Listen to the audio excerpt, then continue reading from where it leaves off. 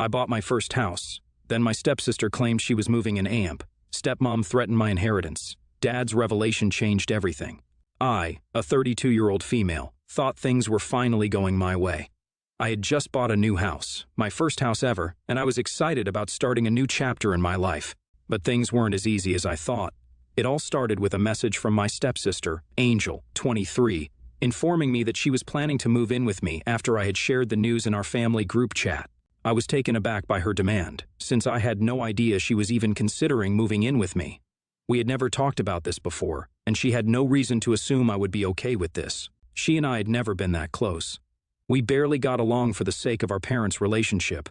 Our parents had gotten together a few years ago, when the both of us were already adults, so it's not like we grew up together or had a bond like real siblings. I texted Angel back, letting her know that I was not planning to live with anyone in my new house, since I had worked hard to make the money to afford it.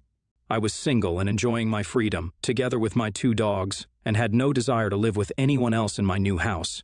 Angel didn't take the news very well, and instantly started complaining about how I was not willing to share any of the blessings I had with my family. I felt like she was pushing it, since I had worked for years to afford this house. It was not like it had just been given to me for free, so I held my ground and told her I would not allow her to come live with me. My house. My rules. Besides, she never really liked visiting my apartment before, since she told me once that she had asthma, and my dog's hair triggered it. So I don't know what she was even thinking when she asked me to move into my house, since my dogs would most definitely be around. Soon after I rejected Angel's demand, my stepmom called me. She was really angry. She insisted that my stepsister be allowed to move in with me, and if I refused, I would lose my inheritance from my father. She told me that she would make sure that my dad would not leave me with a single penny, and that she would ask him to put only my stepsister into his will, so she would inherit everything. I couldn't believe she was trying to blackmail me into doing what she wanted. It made me feel like my family was only after my money and didn't care about me as a person. It was really hard to believe that my father would go along with something like this. So I decided to talk to my father directly and explain the situation to him.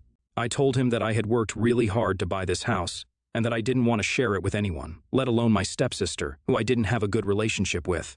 I also told him that I was hurt by the fact that he would consider cutting me out of his will just because I didn't want to let my stepsister move in with me. To my surprise, my father was very understanding. He listened to me patiently and told me that he would never cut me out of his will. He said that he was proud of me for buying my own house, and that he understood why I didn't want to share it with anyone. Then my dad started to tell me things I never knew about my stepmom. He revealed that my stepmom had been manipulating him for years, putting a wedge between him and his children from his previous marriage, me and my older brother. She had been controlling and demanding, insisting on things that were not in my father's best interest. He had tried to push back against her demands, but she was always one step ahead. As my father opened up to me, I realized that he had been suffering in silence for a long time. He had been unhappy with the situation, but didn't know how to get out of it. It broke my heart to see him like this, but he asked me not to do anything about the situation. I think he was even a bit afraid of my stepmom and still loved her, despite her toxic behavior. After I refused to let Angel move in with me, my stepmom and stepsister started spreading rumors about me to the rest of the family. They were telling everyone that I was selfish and greedy for not letting Angel move in, and that I was only thinking about myself. A few days later, my dad reached out to me and told me he had finally figured out what was really going on. My stepmom had been secretly funneling money out of my dad's accounts and using it to support Angel's lavish lifestyle. She had been buying expensive clothes and jewelry and even paying her rent. It turns out that my stepmom was using Angel as a pawn to get her hands on my dad's money, and when I refused to let her move in with me, it threatened her plan.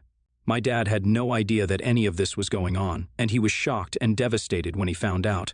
My dad was appalled by their behavior and immediately cut them both off, financially.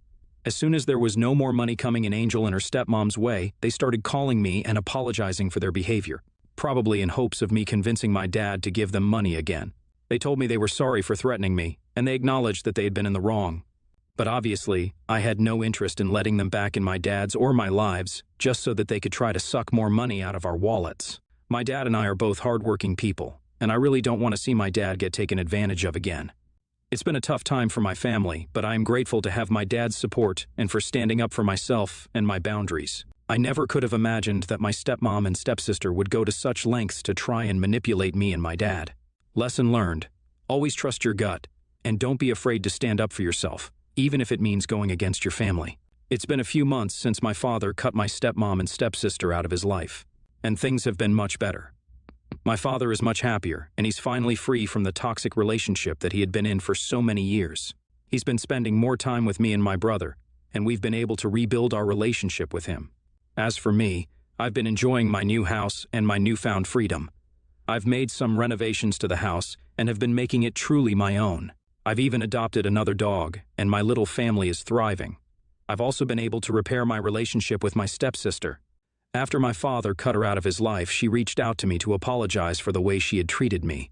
She explained that she had been under a lot of pressure from our stepmom to try and take advantage of me, and that she had never really wanted to move in with me in the first place. She had been too afraid to stand up to our stepmom and had gone along with her plan even though it made her uncomfortable. I could tell that she was being sincere, and I decided to forgive her. We've started to bond a little, and she's even come to visit me a few times to play with my pups. It's been nice to finally have a relationship with her that isn't based on manipulation or pressure from our stepmom. She even came to visit despite my dogs being there. She told me she actually thinks they're super cute, but her mom doesn't allow her to get one herself. I, 32-year-old female, thought the drama with my stepsister Angel, 23, and stepmom had finally ended, but it seems like it's only just begun. A few days ago, Angel contacted me to tell me that she was pregnant and has nowhere else to go. She said that she's been kicked out by her mom and she needs a place to stay. She then asked me if she could come to stay with me. I was taken aback by this news, and at first I didn't know how to respond. On one hand, I felt sorry for Angel, and I understood that she was going through a tough time. On the other hand, I didn't want to open up my home to someone who had caused me so much stress in the past. I'm also not in a position to support another person, especially since I've only just bought my own house and have my bills to pay. I tried to be diplomatic in my response to Angel, telling her that I needed time to think about it. She said that she understood, but then she started to guilt me, saying that she had no one else to turn to and that she didn't want to end up on the street. I could tell that she was trying to manipulate me, and it made me feel uneasy. I also spoke to my dad about the situation, and he advised me not to let Angel stay with me. He said that it was not my responsibility to take care of her, and that he was worried that she would cause more trouble for me in the long run. He also said that he would do what he could to help her find a place to stay. I still haven't made a final decision on whether to let Angel stay with me or not. I'm torn between feeling sorry for her and not wanting to risk my well-being. I know that whatever decision I make will have consequences, and I'm just trying to weigh my options. I'll keep you all updated on what happens. Thanks for all the support and advice you've given me so far. Angel and I have had some tense conversations since she first asked to stay with me. I made the difficult decision not to let her move in with me, but I offered to help her in other ways, like finding resources for pregnant women and helping her look for a new place to live. At first, Angel seemed grateful for my help, but she soon became angry and lashed out at me. She accused me of abandoning her and not caring about her or her baby. I tried to explain my reasons for not letting her stay with me, but she wouldn't listen. Despite all this drama, I've been trying to stay focused on my own life and goals. I've been working hard at my job and spending time with friends who support me. I've also started seeing a therapist to work through some of the emotions and stress that this situation has caused me. I know that I made the best decision I could for myself, and I'm proud of myself for standing up for my own needs and boundaries. Thank you all for your support. I think you should let Angel stay with you. She's your stepsister, and your family should support each other in times of need. Plus, it sounds like she's going through a tough time, and it's the right thing to do to help her out. I disagree with the other comments saying you should let Angel stay with you. She's caused you a lot of stress and drama in the past, and it's not fair for her to expect you to bail her out now. It's your house and you have the right to say no. I think you should help Angel find a temporary solution, like a shelter or short-term rental, instead of letting her stay with you. That way, you're still providing support without putting your well-being at risk. My wife, a 31-year-old female, and I, a 33-year-old male, went out to eat at a local joint. I like the food and beer at this place, and it's also somewhere that is not dog-friendly. I especially enjoy that the patio doesn't allow dogs. I enjoy a good patio when the weather is nice, and I can enjoy a few drinks. More than once, I've had dogs ruin a good time, so I seek out places that don't allow them anymore. Today's trip to the restaurant was not what I had hoped. We take a seat on the patio, and I see that there is a dog a few tables over. It is medium-sized and very furry. I order my drink and also ask the server what is up with the dog. He just says it is a service dog, and there isn't much we can do. They let it in. I get my drink and keep an eye on it. My wife says to let it go and ignore it. I don't. It barks once. Then the owner, I guess the lady in her 20s, picks it up. She puts it on the seat next to her. Pretty sure it's a health code violation to allow a dog on a restaurant seat. Then the dog puts his paws on the table. The owner does not notice this. I speak up. She is a few tables over, so I'm like, "Hey, get your dog off the table and off the seat." She snaps back, "Mind your business." The dog starts barking at me. I let her know, without cussing, that it's gross to allow her dog on the table and seat. I also said service dogs don't bark at strangers. We went back and forth, arguing. I tried to keep my cool, and she got angry at me. Finally, I just left some cash with a decent tip, and my wife and I left. So, AITA? Just to hopefully clear a few things up, why would a service dog put its paws on the table? Pretty sure that qualifies as misbehaving. There isn't the need to alert the table of anything, and the owner did not notice the dog put its paws on the table until I said something. If the bark was supposed to be an alert, the owner maybe would have taken some action to see what's going on with herself. There was nothing. She essentially ignored her misbehaving dog while carrying on the conversation with whoever she was with. YTA. I want to take a moment. You say your wife asked you to let it go, and you didn't. You then caused a big scene over something that was quite literally not affecting you. Your wife asking before you escalated everything tells me that you might do this kind of crap often. Beyond being rude to another customer, you humiliated your wife by publicly throwing a little tantrum and disrupting other people's meals. Say what you want, but a man yelling at someone across the room is a lot more annoying and disruptive than the service dog in his seat. Your emotional outbursts affect more than just you. Grow up and seek therapy for your anger issues before you continue to embarrass your wife. I assume the U.S. federal law states that dogs are indeed not allowed in shopping carts or on tables or whatever. Dogs must be well behaved and they must perform a service for the disabled person other than being cute cuddling. So you can kick out a dog that is poorly behaved, even if it's really a service dog. However, you should have let the employees handle it. It's not for you to shout at her. Esh.